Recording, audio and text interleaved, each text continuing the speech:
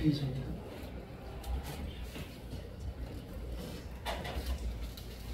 신학생략 240페이지 로마서 1장 17절에서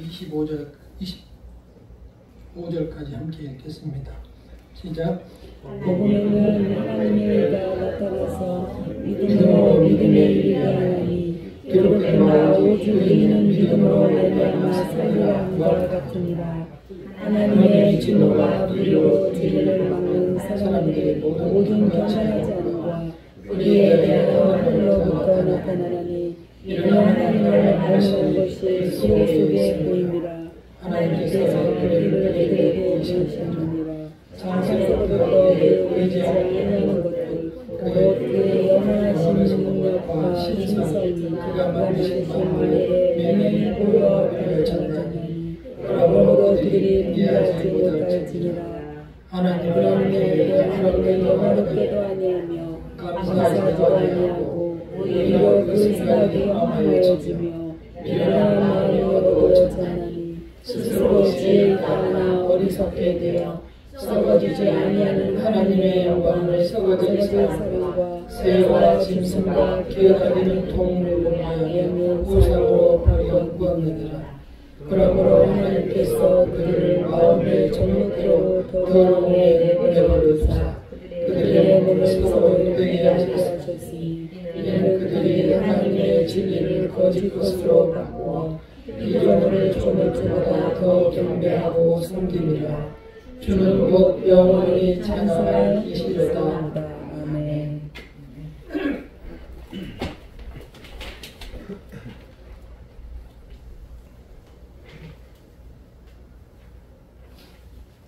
오늘 말씀의 시작은 성도는 오직 믿음으로 사는 길 외에 다른 길이 없다라고 시작합니다. 우리는 있다가도 때로 여러 가지 일로 방향을 잃고 타락해 가고 주님을 따라가는 경우가 있습니다. 그러한 사실을 자세히 기록하면서 먼저 줄여서 말씀하시기를 그들은 핑계할 수 없다.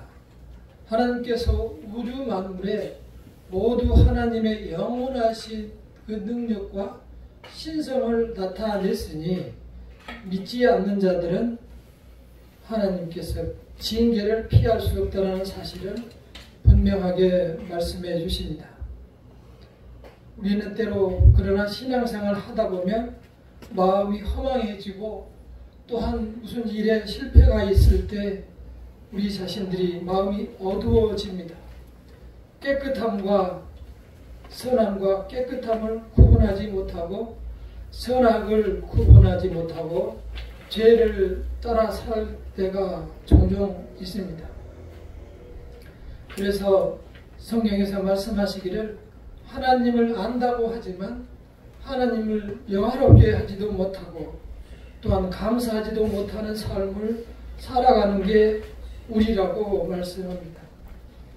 그렇게 그러한 사람들의 삶은 결국 하나님께서 내어버려 두신 삶이 되고 그 삶은 사람을 우상으로 삼거나 동물 중에서 가장 센 독수리나 사자 같은 짐승을 우상으로 만들어 그들에게 복을 달라고 빌게 되는 그러한 모습으로 세상을 살아가게 되며 결국은 동성애까지 하게 된다라고 기록하고 있습니다. 이러한 모습은 2000년 전에 쓰여졌지만 마치 오늘날 우리의 현실을 보는 것 같아서 가슴 아픕니다.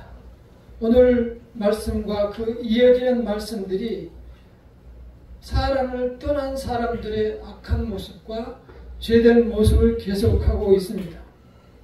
예배 시간에 좋은 말씀, 귀에 듣기 좋은 말씀만 드리고 싶으나 때로 이렇게 성경의 순서대로 나가다 보면 인간을 향한 거침없는 하나님의 말씀이 나옵니다. 그래서 성경에서 이러한 말씀도 하고 있습니다. 함께 읽어보겠습니다. 때가 이르리니 사람이 바른 교훈을 받지 아니하고 기가 가려워서 자기의 사욕을 따를 스승만 아니고 또 너희를 진리에서 돌이켜 허탄한 이야기를 따르느니라. 사람들은 자기 마음이 듣기에 좋고 귀에 듣기에 좋은 말씀만을 쫓아서 나에게 위로가 되는 말씀만을 하나님의 말씀으로 받아들이고 그러한 데를 찾아다니고 복받는 데라고 쫓아다닙니다. 귀가 가려워서 자기가 좋아하는 말씀만을 듣기를 원하는 것이 사람의 마음이라고 성경에 기록하고 있습니다. 그러나 우리는 분명하게 성경 말씀을 들어야 합니다. 우리가 듣기 싫어도 성경의 말씀을, 하나님의 말씀을 새겨야 합니다. 오늘 하나님의 말씀 속에서 큰 은혜가 있기를 빕니다. 우리는 세상을 살아가며 내 마음속에 두 사람이 있음을 발견해야 합니다. 하나님을 사모하는 나, 그리고 죄를 사모하는 나, 두 사람이 우리의 마음속에 있다는 사실을 우리가 부인할 수 없습니다.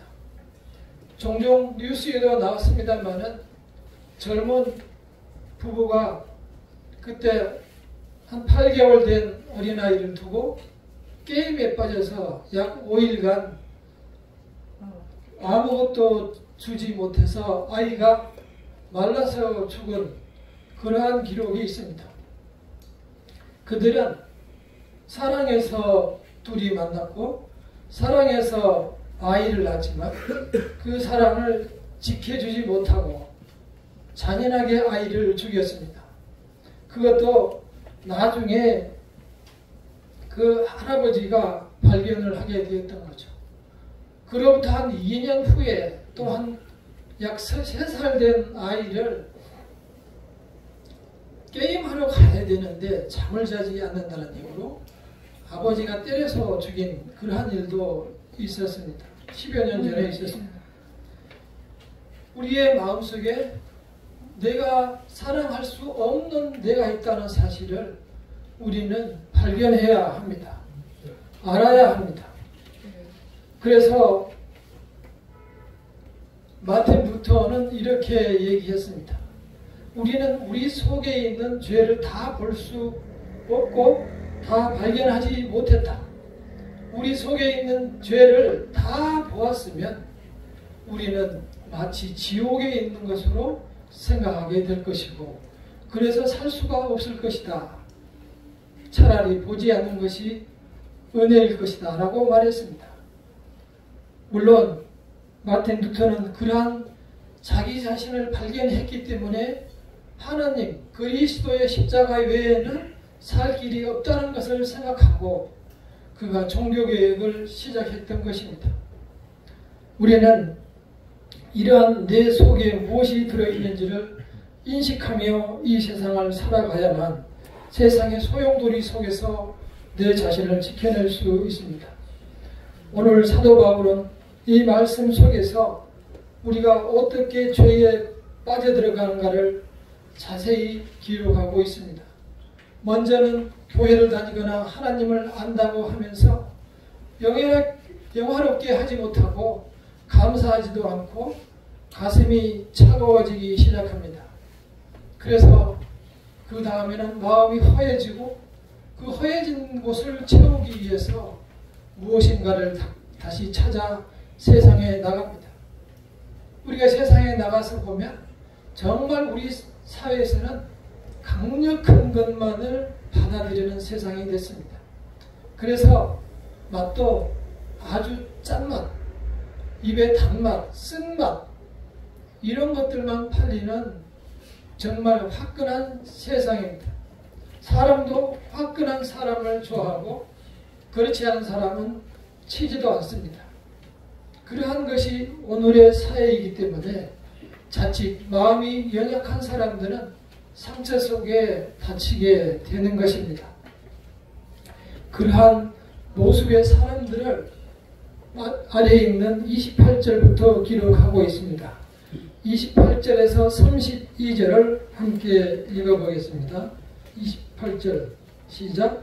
또한 그들이 마음에 하나님을 잃으시라 하며 하나님께서 그들을 그 상실한 마음대로 내버려 두사 합당하지 못한 일을 하게 하셨으니 곧 모든 불이 추악하며 악의가 가득한 자요 시기 살인 분쟁 사기 악독이 가득한 자요 순수한 자요 비방하는 자요 하나님께서 미워하시는 자요 능력하는 자요 교만한 자요 자랑하는 자요 악을 도모하는 자요 부모를 거역하는 자요 우매하는 자요 미약한 자요 무정한 자요 무절한 자요 그들이 내가 그들을 향하는 사형에 해당된다고 하나님께서 정하시고도 자기들만 행하는 것 아니라 또한 불의한 일을 행하는 자들을 옳다하느니라.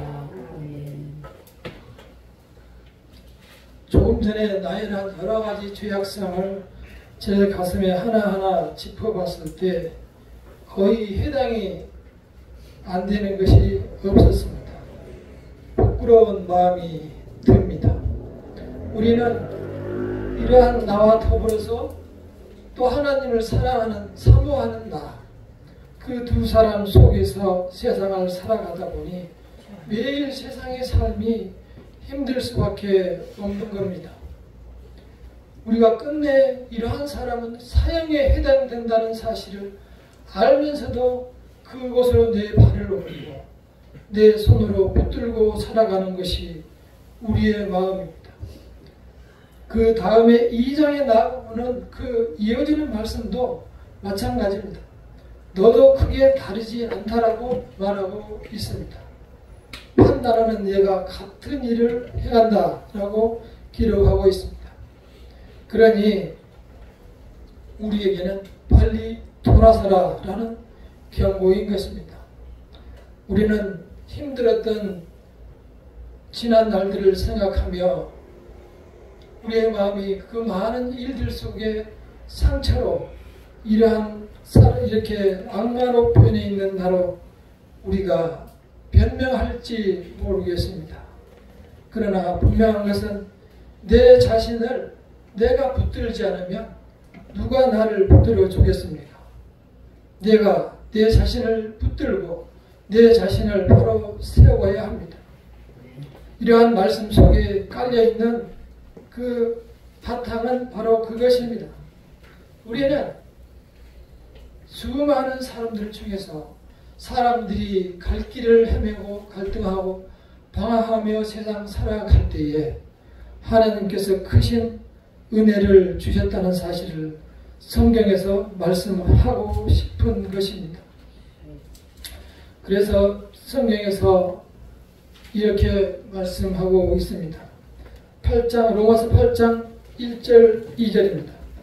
그러므로 이제 그리스도 예수 안에 있는 자에게는 결코 정죄함이 없나니 이는 그리스도 예수 안에 있는 생명의 성령의 법이 죄와 사망의 법에서 너를 해방하였음이니라. 우리 마음속에 여전히 죄의 모습이 가득함에도 불구하고 여러 가지 죄 속에서 살아감에도 불구하고 하나님의 응답은 바로 이것입니다. 그러므로 이제 그리스도 예수 안에 있는 자에게는 결코 정죄함이 없나니 이는 그리스도 예수 안에 있는 생명의 성령의 법이 죄와 사망의 법에서 너를 해방하였음이니라. 이렇게 은혜의 말씀을 주고 있습니다.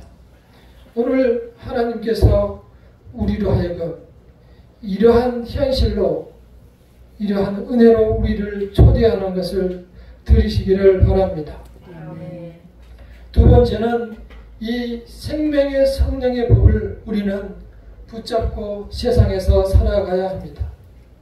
우리는 죄 속에 있기에 죄 속에서 헤어나기가 정말 어렵습니다.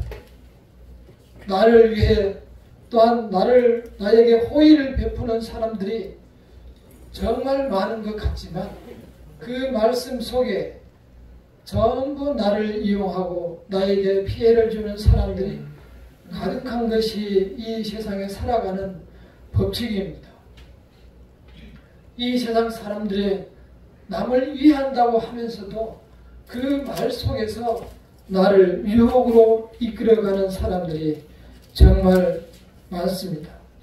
우리는 그러한 세상을 인식하고 하나님의 부르심에 길을 세워야 합니다. 분명하게 말씀합니다. 죄의 삭은 사망이요 하나님의 은사는 그리스도 예수 우리 주 안에 있는 영생이니라.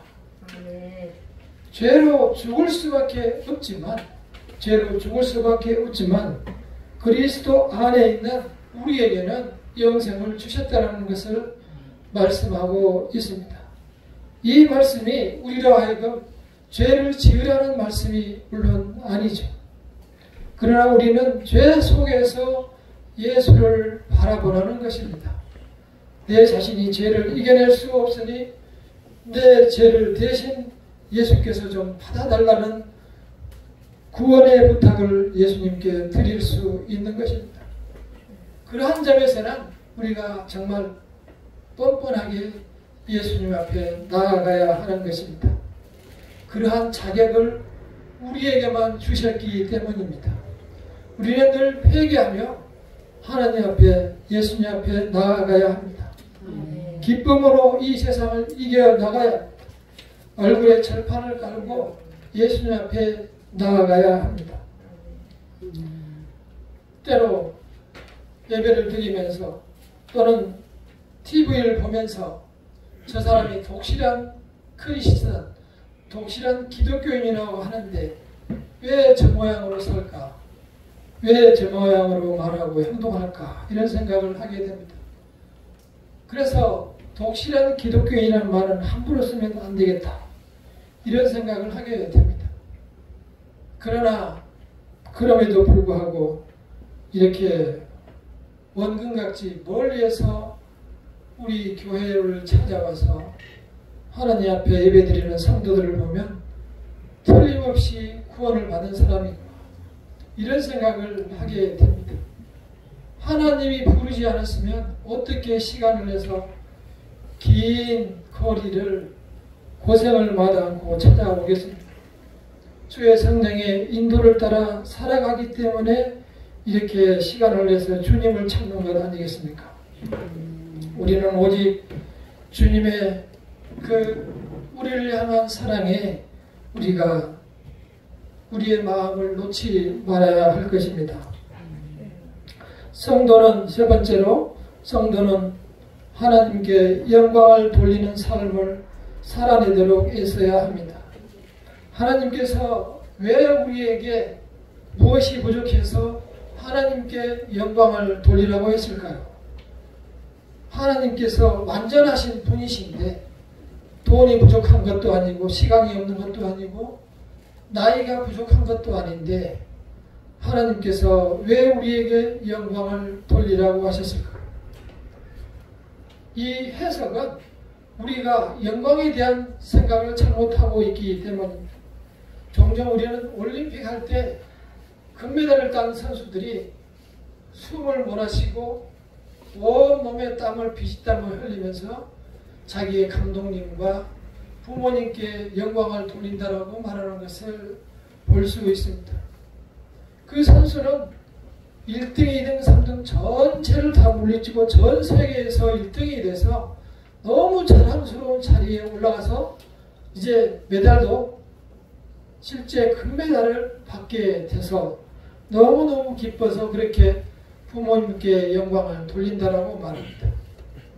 근데 되게 어머니께 영광을 돌린다고 하고 아버지께 영광을 돌린다고 한 사람은 한 사람도 못 봤어요.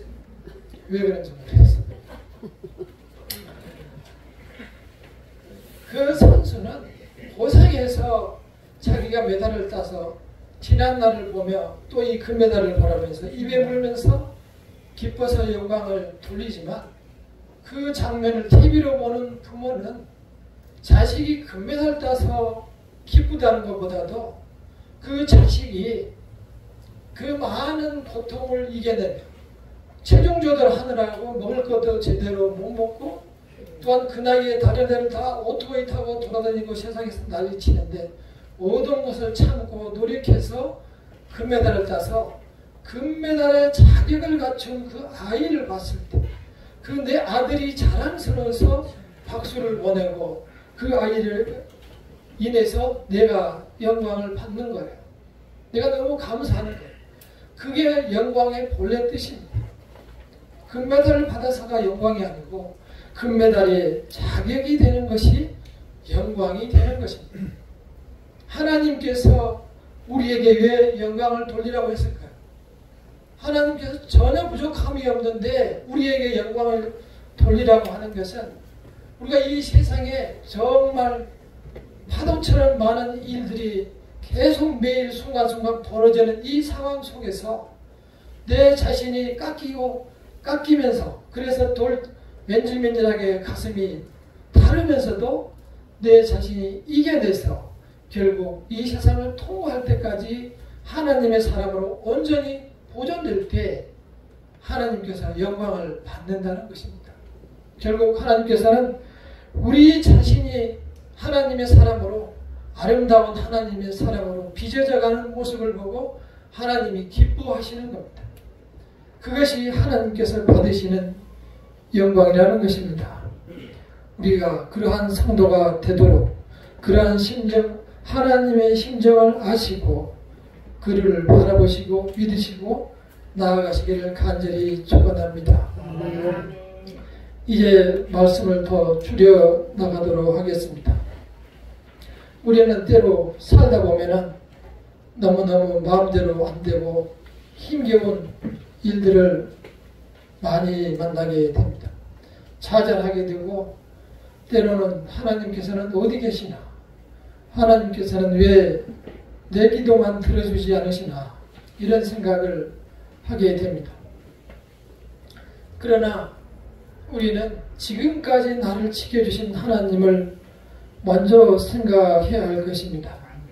하나님께서는 이미 우리를 선택하실 때 자기 자신의 하나뿐인 아들 독생자 예수 그리스도의 목숨을 아낌없이 버리셨어요. 하나님께서는 무엇이든지 우리를 위해서 다 주고 싶은 거예요. 그래서 독생자를 아낌없이 보내실 뿐만이 아니라 십자가 위에서 온전히 고통을 참아내게 하셨어요. 그게 우리를 향한 하나님의 마음입니다. 무엇을 못 주겠습니까? 하나님께서는 우리에게 먼저 진정한 하나님의 자녀가 너도 되달라는 부탁을 하시는 겁니다. 우리에게 주어진 모든 환경이 어렵고 또한 낙심이 되고 할지라도 이겨내시고 주님을 바라보시기를 바랍니다. 조금 전에 똑바로 보고 싶어요라는 노래를 찬양을 했습니다만 그 송명희 시인은 저랑 나이가 비슷합니다. 같은지 한 살 어리든지 제가 23살 때인가 거기 홀토하던 목재인가 한번 가서 본 적이 있는 것 같아요. 이렇게 일급 뇌성마비 환자라고 해서 말 한마디 하는데도 단어 하나를 하는데도 몇 초간 말을 해야 되는 그러한 상황. 그래서 온 몸의 사지가 뇌의 말을 하나도 듣지 않는 거죠. 뇌만 살아 있는 거죠.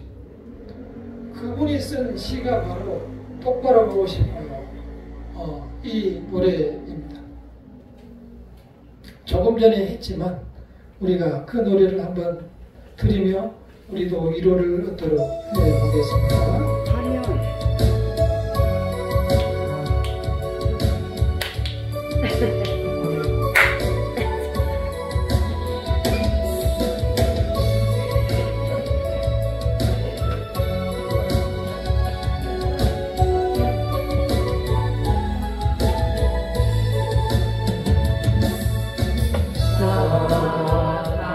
재물 없으나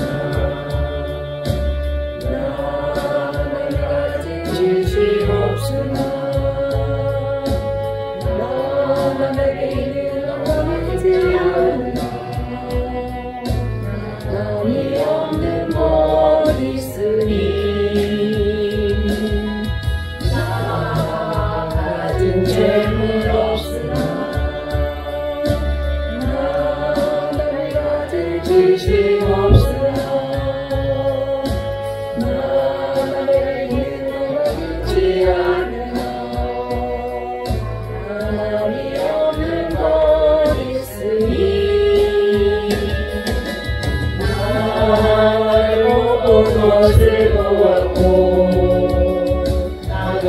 이르지 못하는 성들하고 하나님같이 역사하고 하나님 모든 것 깨달아내 영하신 하나님이 하나님이 가진 건 나 없지만 영하신 하나님이 하나님이 없는 것 알게 하셨네.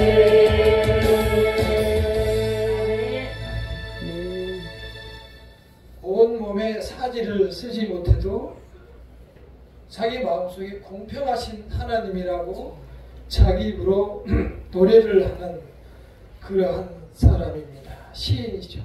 책을 몇 권을 냈죠. 우리는 모든 것을 그에 비하면 다 가진 사람들입니다. 우리는 그러한 고통 속에서 욥의 말을 생각할 필요가 있습니다. 욥은 그랬습니다. 나의 가는 길을 오직 그가 하시나니 그가 나를 단련하신 후에는 내가 정금같이 되어 나오리라. 이렇게 고백했습니다. 그래도 못 믿겠습니까?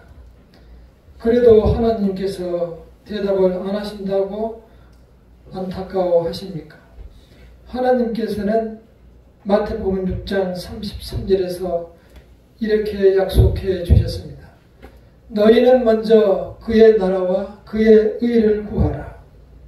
그리하면 이 모든 것을 너희에게 더하시리라. 너희는 먼저 그의 나라와 그의 의를 구하라. 그리하면 이 모든 것을 너희에게 더하시리라. 이 말씀을 깊이 묵상하시고 주님과 동행하시는 한 주가 되시기를 간절히 축원합니다. 기도하겠습니다.